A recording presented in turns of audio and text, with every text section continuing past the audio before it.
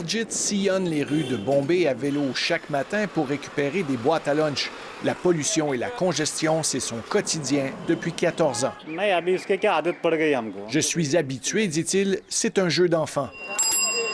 Le plus vieux système de livraison de nourriture du monde a 125 ans. Les Dabawala livrent des plats faits maison, pas de la nourriture de restaurant. Cette dame a préparé du chou-fleur et des petits pois en sauce pour un oncle parti travailler très tôt. Ma nourriture est meilleure pour la santé que celle des restaurants, déclare-t-elle. Pour 800 roupies par mois, soit environ 14 $, un client reçoit chaque jour sa boîte à lunch au bureau, même si ce lieu de travail peut être très loin de la maison.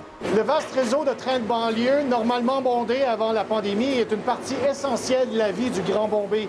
C'est aussi un maillon important du système de Dabawala. Les boîtes à lunch sont livrées à leur gare de destination et récupérées par d'autres livreurs.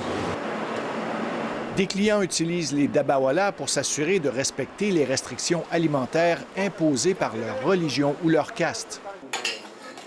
Cet homme est un adepte de la religion Jain. Il est végétarien, mais il ne peut consommer aucun légume cultivé sous le sol. Ce ne sont pas tous les restaurants qui servent de la nourriture appropriée pour moi, dit-il. L'université Harvard considère ce système à l'ancienne comme un modèle d'organisation logistique. Les livreurs font moins de 3 erreurs et demie par million de transactions. Ils connaissent leurs clients et suivent ce code à la lettre. Pas besoin d'application mobile. Station de train de provenance et de destination, numéro de l'édifice où le repas sera livré et code personnel du livreur. Oui, ça m'arrive de faire une erreur, avoue Gurjit, mais j'ai le temps de la corriger le jour même. Comme beaucoup d'entreprises à travers le monde, les Dabawala sont menacés par la pandémie. Gurjit touche la moitié de son salaire d'avant la pandémie. Il a dû changer son mode de vie et il craint maintenant pour sa santé. Mais il est un des chanceux qui a encore un emploi.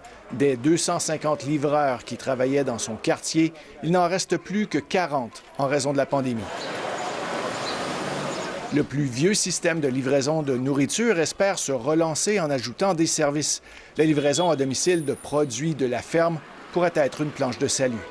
Ici Philippe Leblanc, Radio-Canada, Bombay.